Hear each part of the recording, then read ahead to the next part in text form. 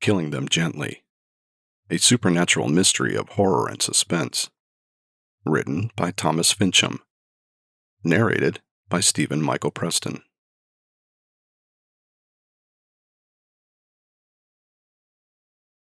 Burning Them Gently, Episode 7. I stared up at the Escalade ceiling. The sun had come up hours ago and I hadn't gotten any sleep. Or maybe I had, and I didn't realize it. I wasn't tired, sleepy, or even drowsy. Any of those signs would indicate lack of sleep. In fact, I felt somewhat refreshed. How was that even possible? I did notice, though, that my memory wasn't as sharp as it used to be. I was forgetting things. I would drive up somewhere and not remember why I had gone there in the first place, or how I got there. Once, I stood in front of the Clayton Police Department for what felt like several minutes before I realized where I was. I knew I was still adjusting to my new life, my new body. I used to be Peter Murphy.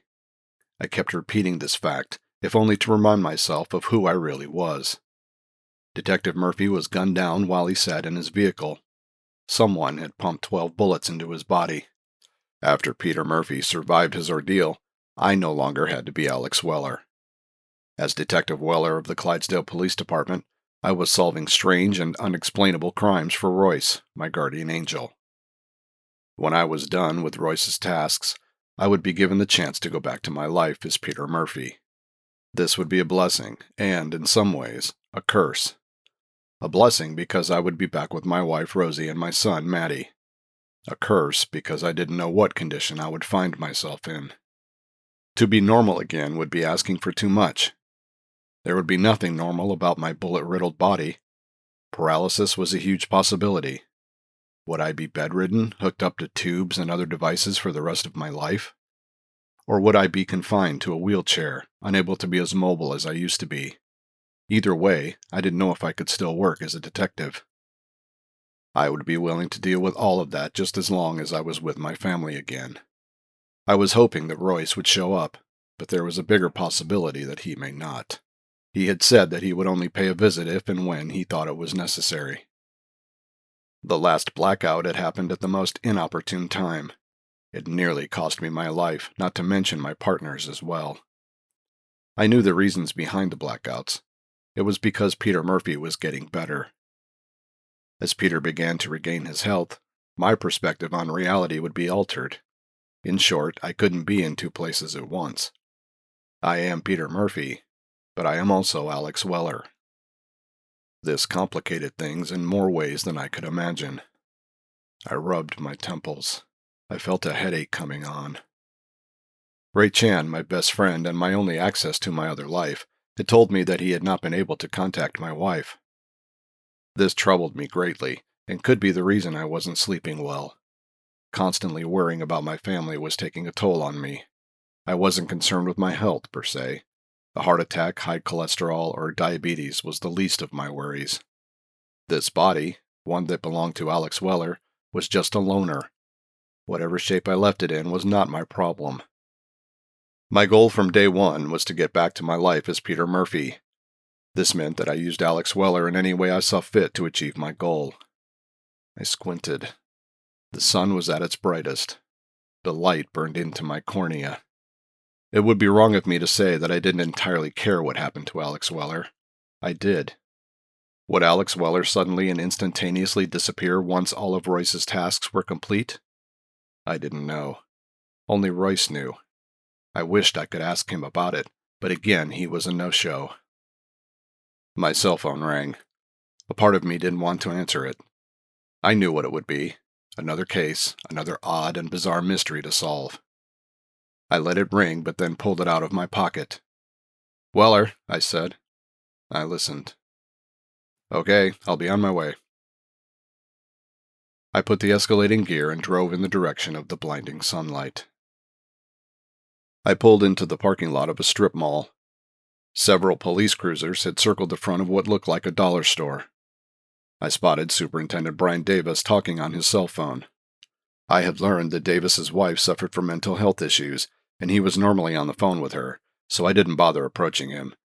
Instead, I headed for the store entrance. Inside, I found a few of the store's employees standing behind the cash registers. They looked shaken up. One employee was weeping uncontrollably. She was being consoled by another employee. I looked around. The store looked vacant. One of the employees pointed to the back of the store. I moved down an aisle that carried hygiene products. I pushed back a pair of swinging doors and found myself in the stockroom. Cardboard boxes were stacked high up throughout the room. "Over here," I heard a familiar voice say. I walked down a narrow path and found Miranda standing over what looked like two bodies. They were covered with white plastic sheets. Detective Miranda Butterfield was my partner on these bizarre cases, but it was the last case that was still on my mind. I had suffered a blackout, which had allowed a perpetrator to get the best of us. "I owe you an apology," I said right away. She didn't look at me. "Yeah, sure, but what's that going to achieve? We still have our jobs to do." "Still, I'm sorry." She stared in my direction. "You know what? I was angry at you, but I'm not anymore. How can I be? You saved my life so many times." "You saved mine too," I interjected. "That's what partners do," she said. "Yes, but they don't risk their partner's safety, which is what I did." "Listen, Alex," she said. "You didn't do it on purpose. What happened to you not only affected me, it also affected you. Your life was also at risk, so you don't owe me anything." In some ways, Miranda reminded me of my wife. Rosie was better at finding good in bad situations. I wasn't. In fact, if Rosie knew the situation I was currently in, she would have found a silver lining in it. I missed her so much. I missed talking to her. I missed holding her. I missed everything about her. I needed her now more than ever. "You okay, Alex?" Miranda's voice snapped me out of my reverie. "Yeah," I shook my head. "So, what do we have here?" "Victims, one male, one female." I leaned down, ready to pull the sheet up when she warned me. "It's not pretty." I looked at her. It never is. I lifted the sheet and was shocked and appalled at what I saw. The female victim's skin was covered in what looked like blisters and boils. They were everywhere. Her arms, hands, neck, face, all over. Her hair was black and brittle. I sniffed. "Is that what I think I smell?" I said. It was strong and overwhelming. "Yep," Miranda said. "She smells burnt." I bit my lip and then moved to the next body. The male victim was in a similar condition. The only difference was that his nose looked like it had been broken. I peered closer. The victim's mouth was open, and I noticed a tooth missing. I looked behind me and saw drops of blood leading up to where the body was. "Looks like our victim was punched over there." I pointed at a spot a few feet away. "And then he was dragged here. If we looked carefully, I wouldn't be surprised if we found a tooth somewhere."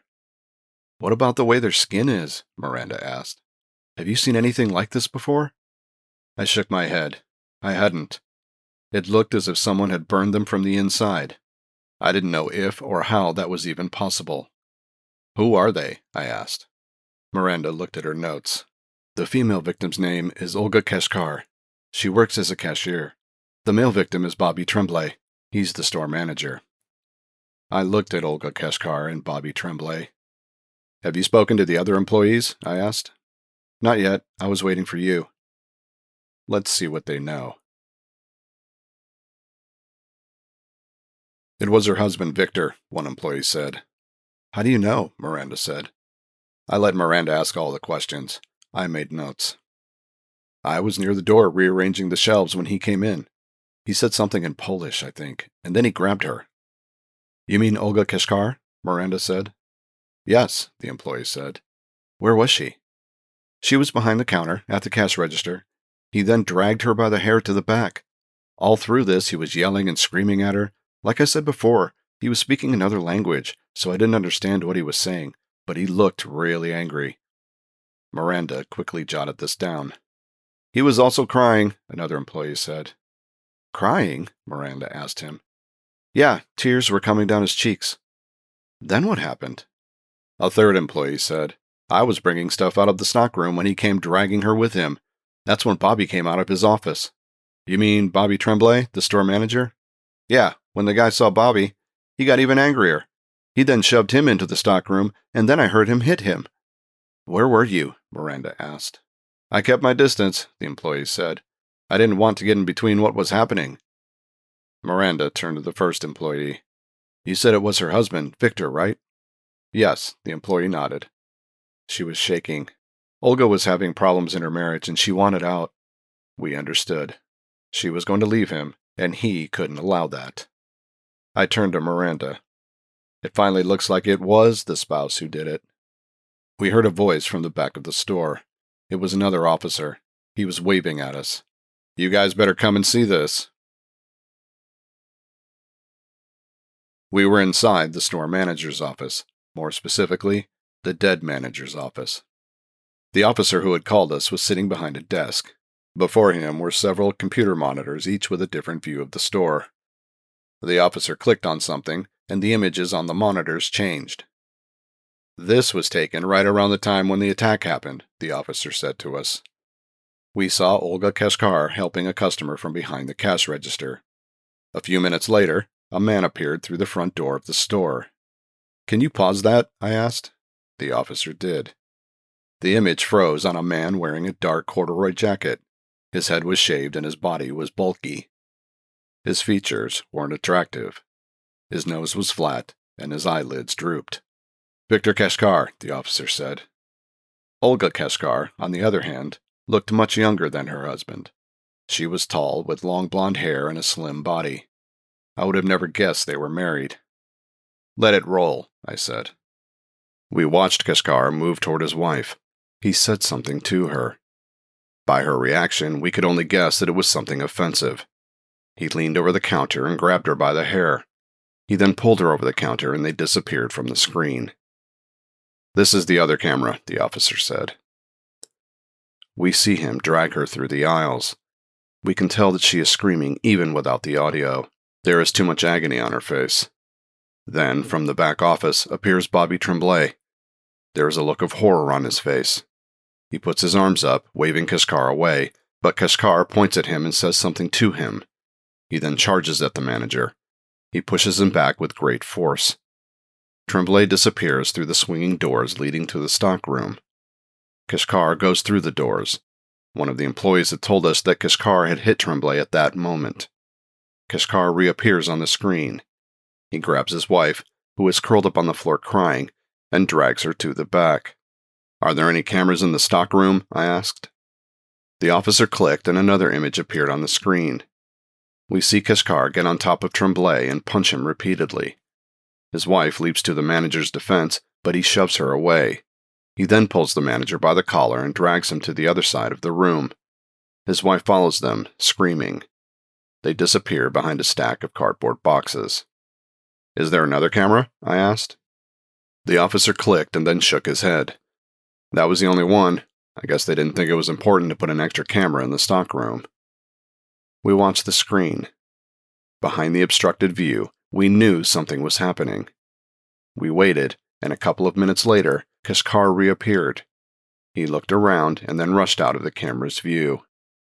"Is there a backup exit?" I asked. Miranda said. "Yep, we believe he left through there."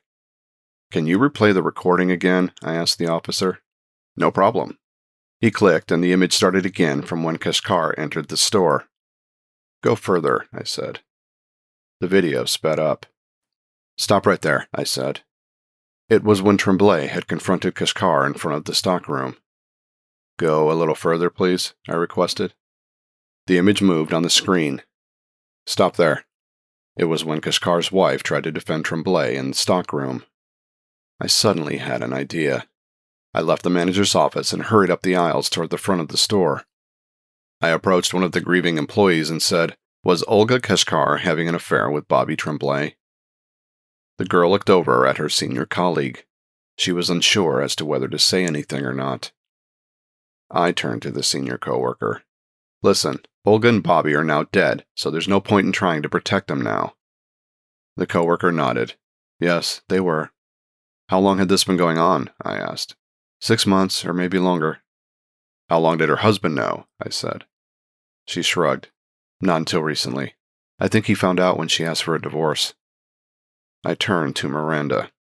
We need to let everyone know that Victor Kashkar is our main suspect and that he is very dangerous. Miranda pulled out her cell phone and dialed a number. Davis appeared down the aisle. Boy, did you see the victims? It looked like someone fried them. The stench was unbelievable. Davis was right. They did indeed look like they had been burned. Alive.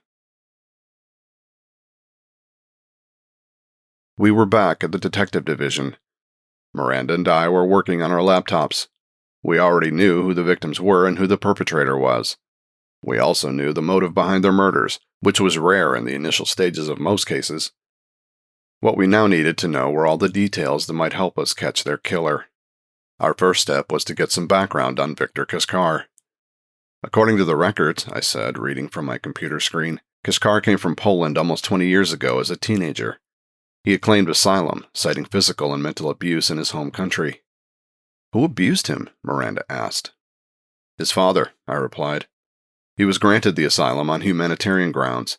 He moved from foster home to foster home until he was old enough to move out of the system. He found menial jobs working in construction, manufacturing plants, and driving trucks. He was currently working as a freelance electrician. Do you think that's how he burned his wife and her lover? Miranda said. What do you mean? I asked. I mean, he may have used some device to electrocute them. Electrocute? I raised an eyebrow. Years ago, an employee died while fixing an elevator. When we arrived to make a report, we found he had been electrocuted.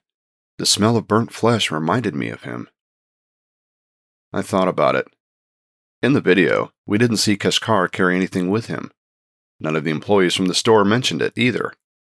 How else do you explain what happened to the victims? Miranda said. I didn't have an answer. Instead, I said, the records show Kashkar went back to Poland 3 times. The first time was to visit his relatives, and the second to marry Olga Petrova. Apparently, Petrova has an 8-year-old son back in Poland. She has been trying to bring him over, but the boy's father has custody and won't allow it. So, you think Olga married Kashkar just to come over here? Miranda asked. I wouldn't be surprised. Contrary to popular belief, there are still a lot of marriages of convenience. I continued scanning the records until I stopped. You'll find this interesting. The day after Kashkar left Poland for the last time, they found a body in his parents' home. The body belonged to Kashkar's father. He had apparently died of severe burns. Do you think Kashkar did it? Miranda asked. Even if he did, the Polish authorities never pursued a case against him. Apparently, Kashkar's father was a drunk and a philanderer. He was also known to the authorities for being involved in underground crime. They assumed one of his business associates may have taken revenge for something Kashkar's father had done. Miranda made a face and scratched her head. What's wrong? I asked. If we think Kashkar used a device to burn his victims, then how did he take this device through customs? Maybe he didn't take it. Instead, he created another device in Poland. Miranda didn't say anything. Something didn't feel right. Miranda felt it too. One, we didn't know how Kashkar had actually burned his victims.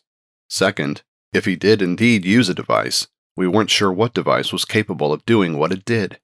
However he did it, I finally said, we need to stop him from doing it to someone else. I've got his home address, Miranda said. Let's hope he's dumb enough to still be there. The Kashkar residence was an apartment located in a not-so-pleasant neighborhood.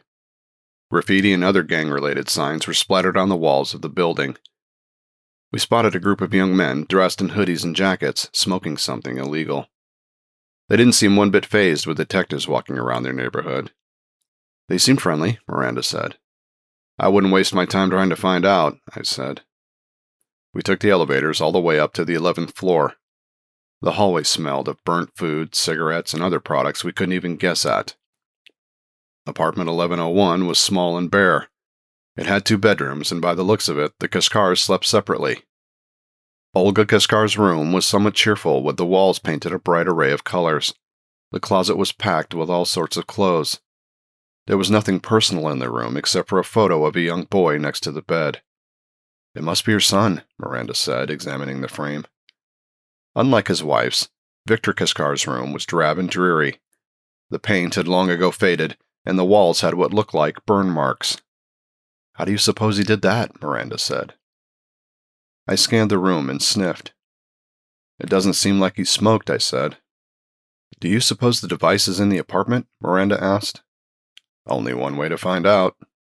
We spent the next hour or so going through every inch of the apartment. It wasn't difficult, as the Kashkars didn't have much furniture to begin with. But to be thorough, we searched every nook and cranny. Nothing, Miranda finally said, looking at me. I rubbed my chin. I have a sinking feeling there never was any device. What are you saying? She asked. Exactly what I mean. Victor Kashkar never used any device to burn his victims. A silence fell between us. We were both thinking the same thing. Victor Kashkar was a walking killing machine. Oliver Ramblett was a heavy-set man. His bulbous nose and protruding belly were a result of his life filled with excess. Ramblett was a divorce lawyer, one who prided in snaring the high-profile cases. Celebrities, wealthy individuals, CEOs, anyone with money. Ramblett was more than available to provide his services. For a fee, of course. He sauntered through the parking lot. It wasn't a long walk because he had paid extra to get the closest parking spot available. Money was never a problem for him. There were always rich people who were foolish enough to get married in the first place, and even more foolish to think their spouses would ignore certain extracurricular activities.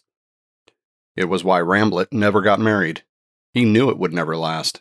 His appetite for pleasure in all aspects of life would get in the way. He did, however, regret never having kids, but he knew they too would become a burden in some ways. It was better that he had stayed a bachelor. This allowed him to enjoy his life to the fullest.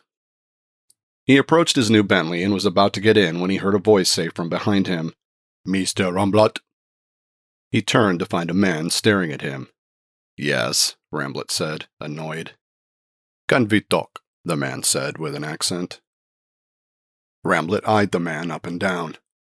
The man didn't look like he could afford his services. "You can call my office and make an appointment," Ramblett said, knowing full well he would never call the man back. "I would like to speak to you now," the man said. Ramblett noticed the man had his hands in his pockets, and he feared the man was carrying something, maybe a weapon. "If you want money," Ramblett said as he pulled out his wallet and threw it at him, "you can have it. There's over $1,000 in there." The man sneered. "I don't want your money, Mr. Ramblett. I want you to take me to your office so we can talk. I want to find out why you told my wife to divorce me." The look on the man's face terrified Ramblett. He did exactly as he was told. We left an officer at the Kashkar's apartment in hopes that Victor may show up. We knew the probability of that happening was very low, but we weren't going to take any chances. We were driving back when I said to Miranda, "Once we get back to the station, I have an errand to run." Miranda said, "Does it have anything to do with your old apartment?" I had not told Miranda what I had been up to, only that I was helping someone on another case. "Yes," I said. "Anything I can do?" she said. "I don't think Davis would be too happy about that." She smiled. "Who would tell him?" "Miranda," I said, but paused to consider my words. "I appreciate your help, I do, but it's already bad enough I'm taking valuable time to help another colleague solve his case. This was in some ways true. I was helping Ian Tanner find out who shot me. What I need is for you to find Victor Kashkar and close our case." She looked at me and then nodded. "I'm on it, partner." I retrieved the Escalade from the station's parking lot and drove someplace I had avoided ever since I became Alex Weller. It was a nerve-wracking drive. I found myself shaking at what I was about to do. In fact, I suddenly felt physically ill. I was worried about my reaction to the place and to its inhabitants. I slowed the Escalade once I came near my destination, my home. The one I shared with my wife and son, when I used to be Peter Murphy. The front lawn had not been mowed in quite some time. It was my duty to do it, and one I took great pride in. The front lawn was the symbol of my dedication to my family. As I walked past the house, I could see weeds growing up in places I didn't know they had made their way into. I felt my knees go wobbly as I moved up the driveway to the house. On my way, I had come up with some excuse to ring the doorbell. I knew my wife would answer the door, and I would tell her I was a friend of Peter's and that I was there to ask about his health. Naturally, she would be suspicious. That's when I'd show her my badge. Seeing Alex Weller from the Clayton Police Department would ease her concerns. The problem was how I would deal with seeing her again. I feared I might burst into tears. I took the steps up to the front door, and it was then that I noticed stacks of flyers and newspapers piled high up in the corner. This was not good, I thought. I rang the doorbell and held my breath. No answer. I tried to peek through the windows, but the shutters were up. I walked around the property hoping to see if anyone was inside. I peeked through the kitchen window, but I saw no lights inside. I thought about going into the backyard, but this would involve either breaking the side door or leaping over it. I didn't want to do either. As I was walking back to the front, I noticed a man standing in my path. I recognized him immediately. Mr. Rhodes was retired, single, and a friend of ours. "Can I help you?" he said, leaning on his cane. "Yes," I said. "I'm looking for the occupants of the house." "Why?" he said. Through his cataract-clouded eyes, he examined me. I flashed my badge. "I'm a friend of Peter Murphy's." "Then you know what happened to him," Mr. Rhodes said. "I know, and that's why I came over to check up on his family." "Well, I haven't seen them in weeks," he said. My heart sank. "I've been keeping their mail for them. I just didn't have space for the newspapers and stuff, or else I would have kept them too." He leaned closer. "Most robbers see a house with mail not picked up and they know the owners are away, so I've been watching their property." "Thank you," I said. "That's very kind of you." I meant it. He didn't realize it was my house he was protecting. He shrugged. "What are neighbors for?" I thanked him again and left. My drive back was more uneasy than my drive there. "Why did you take my wife's case?" Victor Kishkar said. They were in Oliver Ramblett's elegant office. "What do you mean?" Ramblett said. Tiny sweat beads had emerged on his forehead. Kishkar looked around. Everything in the office looked like it would cost him 10 years' worth of salary to purchase. "My wife could never afford you," he said. "I was going to help her pro bono." Kishkar leaned forward. "And why would you do that?" "I wanted to help her," Ramblett said with an air of superiority. "I'm a charitable man." "I'm sure you are," Kishkar said, not believing him. "Did it not have to do with the fact that she was pretty?" "Absolutely not," Ramblett said defiantly. "I help many who are in need. Plus," Kishkar waited. "Plus," Ramblett cleared his throat. "She said that... "Just say it," Kishkar demanded. "She said that she feared for her safety." Kishkar's jaw tightened.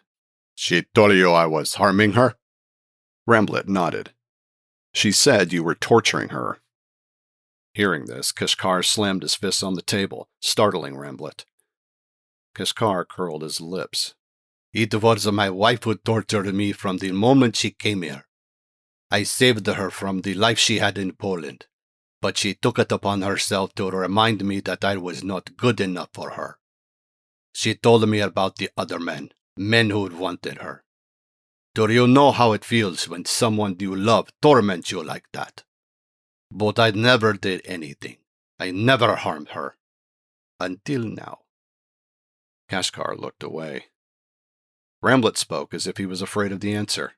What did you do to her?" Kishkar faced him. "I put her through the hell she put me through. Literally." He smiled. A shiver went up Ramblett's spine. "What are you going to do to me?"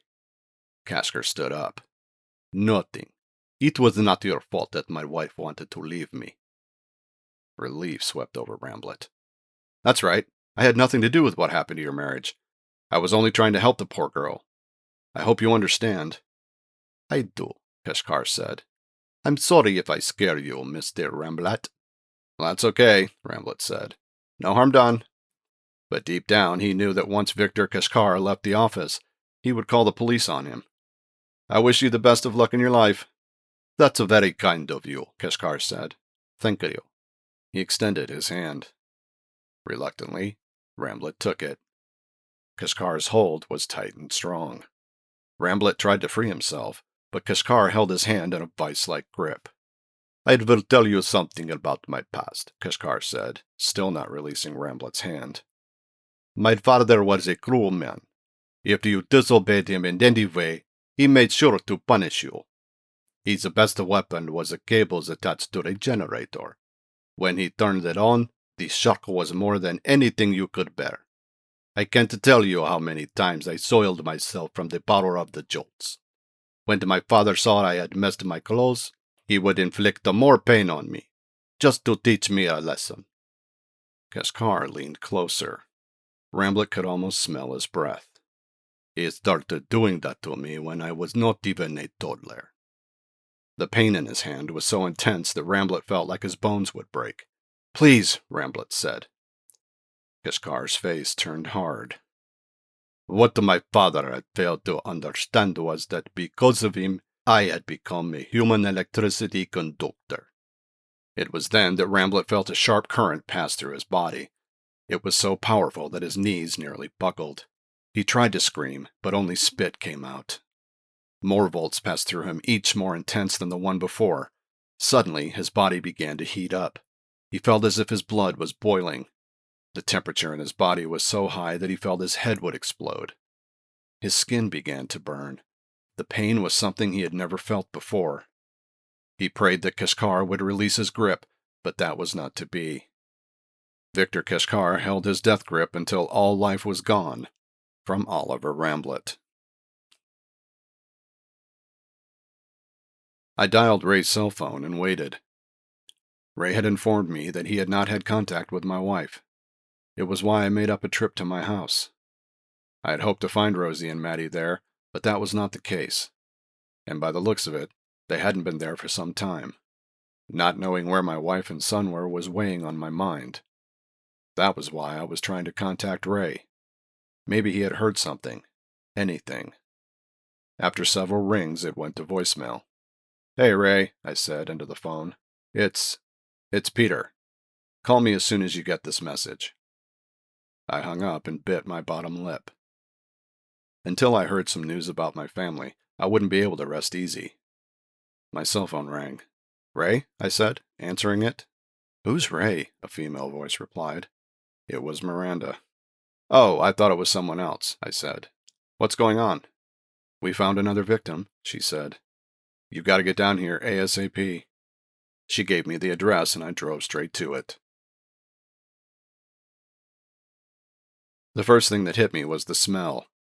Burned flesh. It was pungent and it hung heavily in the victim's office. His name is Oliver Ramblet, 56, never married, no kids, Miranda said. Ramblet was sprawled in his chair with his arms hanging loosely over the sides. His face was turned sideways and I could see sores and blisters all over his skin. You sure it was Victor Kashkar? I asked. Same M.O., Miranda said. But the question is, why? What type of lawyer was he? I asked. Miranda leaned over and lifted a business card from the desk. That explains it. What? I said. He specializes in divorce cases. Do you think he was Olga Kashkar's lawyer? I asked. We can find out. Miranda left the office. A couple of minutes later, she returned with a book in her hand. She flipped through the pages and said, Yep, Olga Kashkar came last Thursday. I didn't say anything. It's the secretary's appointment book. I knew if there was anything, it would be in there. I stared at her. Prior to joining the force, I worked as a secretary, she said. I never would have guessed. Hey, you do what you need to do when you're young, you know? So, were you any good? I asked. I was the best, she said, tapping her chest with her thumb. I could type 70 words a minute. She then pointed a finger at me. No more personal questions, got it? Yes, ma'am, I said, putting my hands in surrender. Miranda stared at the victim and said, What do we do now? I had no idea. I didn't know where Kashkar would strike next. Ramblet's murder had come by surprise. Usually, someone seeking revenge would stop at those whom he felt had hurt him, which in this case was Olga Kashkar and Bobby Tremblay. Oliver Ramblet had nothing to do with the end of the Kashkar's marriage. He was just a bystander. Even money-grubbing divorce lawyers deserved better than this. I don't know, I finally said. Davis came in and said, "Well then, find someone who would know. We have to find him before he kills someone else. If the media find out we couldn't stop him before he got to someone else, they'd have a field day." Davis was right. Victor Kashkar was on the loose. Who knew what he was capable of next? "We have to start at the beginning," I said. Laurie Tremblay put the kids to bed and made her way to her room. She had spent the better part of the day crying. The news of the death of her husband, Bobby, was shocking, but it was something else that had been far worse. Her husband had been having an affair. He cheated on her. She was crying not only because he was gone, but also because she was heartbroken that he would do such a thing. She thought her marriage was rock solid. They had 2 beautiful kids, they lived in a nice house, and they both made enough so that money was not an issue. What made the betrayal unbearable was that she had no idea that something had been going on. There were no late-night telephone calls, no late-night shifts. When the store closed, he was promptly at home. No long business trips, his job didn't require any trips, and nothing on his credit card statement that showed he was spending out of the ordinary. There was nothing that would give her cause to be suspicious. Bobby was a loving husband and a caring father. How or why he did what he did was a complete and utter mystery to her. Even though it was not her fault, she felt stupid for not realizing something was up. It was worse that she was told by one of the store employees that the affair had been going on for over 6 months. She felt angry now. Angry toward her husband and that woman he was with. In some ways, she was grateful for what had happened to both of them. They deserved what they got. But her anger quickly faded when she realized that she was now without a husband and her children were without a father. She began to cry again. We parked in front of the dollar store. The front lights were off, but we could see employees inside. We tapped on the glass, and one of the employees pointed to the closed sign. We flashed our badges, whereupon he quickly unlocked the doors for us. "We were here before," I said. "Can we ask you guys a couple of questions?" He nodded and let us in. An East Indian-looking man approached us. "I'm Sir Neil Sharma," he said. "I'm the acting manager for now, until the owners decide who is to take over." I understood that he was in charge, and it was his duty to make sure his employees were taken care of. They circled Miranda and me. I said, "Your co-worker's husband, Victor Kashkar, has still not been found. We believe he is extremely dangerous, and he can and will hurt someone again. The sooner we locate and apprehend him, the safer it will be for those around him. Is there anything you can tell us that might help us find him?" The store was quiet. The employees glanced at one another, and I sensed that they were hesitant to say anything. "Please," I said. "I know you are afraid, but I assure you, Victor Kashkar is not interested in harming any of you. He may harm someone else, and we need to find out who that might be." A young woman with multicolored hair raised her hand. "I don't know if this will help, but this morning—" The woman paused. "Go ahead, please," I said. "Well, this morning, Laurie Tremblay, Bobby's wife, she came down to the store. She wanted to ask us about Olga and Bobby." "What did you tell her?" Miranda asked. The woman shrugged. "We told her everything. She didn't take it too well. She blamed us for allowing this to happen." Miranda leaned over and whispered to me, "Do you think Victor Kashkar would go after Tremblay's family?" I didn't know, but I wasn't going to take any chances. We thanked the employees and left the store. Outside, the weather had turned ugly. The sky was a dark gray, and rain had started pouring down in large droplets. She wiped her eyes when she heard a noise. She listened carefully. It was coming from downstairs. Laurie left her bedroom and slowly walked down the hall. She took a peek into her children's rooms. They were in their beds sleeping. What could it be then? She wondered. She moved down the stairs. She was careful as she took each step. The last thing she wanted was to make any loud noises and wake up the children. When she was at the bottom, she surveyed the dark living room. Nothing looked out of place. She heard the noise again. It was coming from the kitchen. She grabbed her son's baseball bat and slowly made her way there. She stopped by the door and then, with the bat in front of her, jumped into the kitchen. To her relief, it was empty. The only thing out of place was the back door. It was slightly open, and the wind and rain were moving it back and forth. It must have been one of the kids, she thought. They had spent the day playing in the backyard. They must have forgotten to close the door. She went over to shut it. She shivered when the wind blew past her. She closed the door and turned. She nearly screamed, but quickly put a hand over her mouth. A man was standing in the kitchen. He was soaking wet and dripping. A puddle had accumulated around his feet. The man stared at her. What do you want?" she said, the words barely coming out of her mouth. The man didn't answer. "My children are sleeping upstairs," she said. "I won't yell or scream. Take whatever you want." It was then that the man said, "You were married to Bobby Tremblay?" Yes, but Bobby's dead," she said, confused. "Yes, I know," he said. "I killed him." Laurie didn't know whether to be horrified or ecstatic. On one hand, she was saddened by the death of her husband, but on the other hand, she was angry for what he had done to her. "Why?" she asked. "He was with my wife." There was much pain in his eyes when he said it. "You are Victor Kashkar?" she said. "Yes. And I am sorry for your husband," he said. "I never wanted it to happen like it did." There was silence, but then she said, "Are you here to ask for my forgiveness? Because if you are, you won't get it. You took my husband away from me, and you took my children's father from them. What Bobby did was wrong, but he never deserved to die like he did." He just watched her. "I am sorry," he finally said. It was then that they heard a knock at the front door. "Did you call the police?" Kashkar said. She shook her head. "No." "You are lying," he growled. "I swear, I didn't." Suddenly, a man appeared at the back door. I caught Victor Kashkar standing in the kitchen. There was another person with him.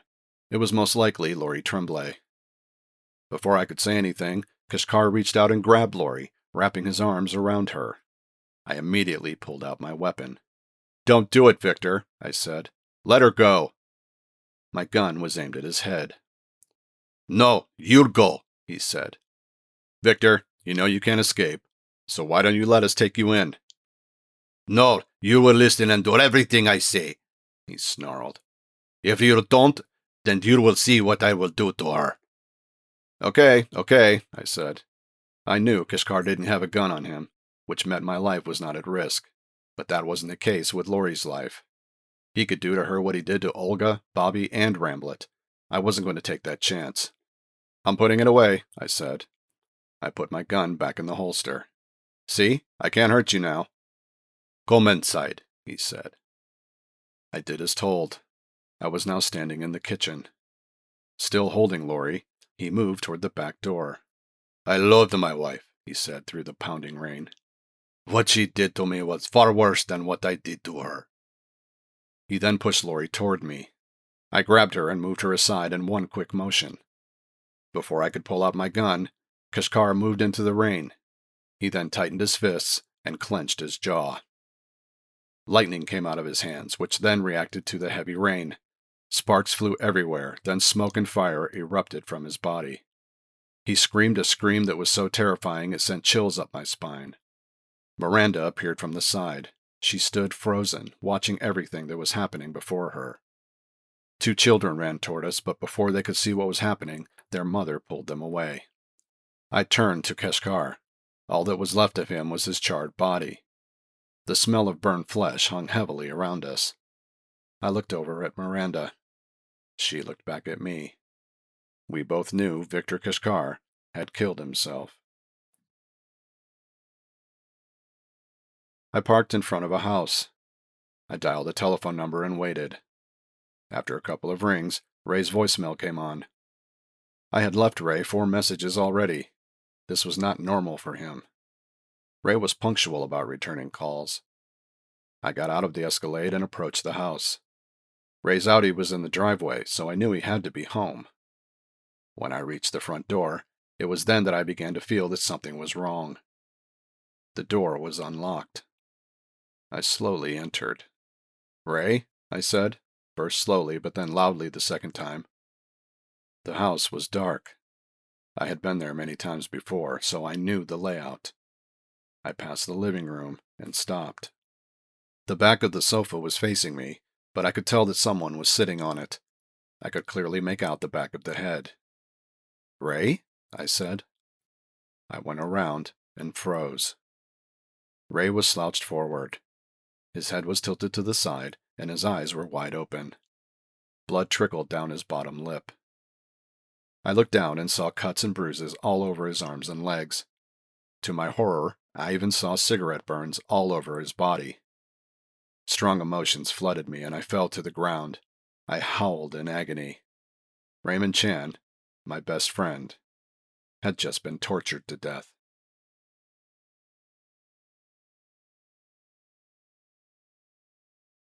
This has been Killing Them Gently, a supernatural mystery of horror and suspense. Written by Thomas Fincham. Narrated by Stephen Michael Preston. Copyright 2019 by Thomas Fincham. Production copyright by Thomas Fincham.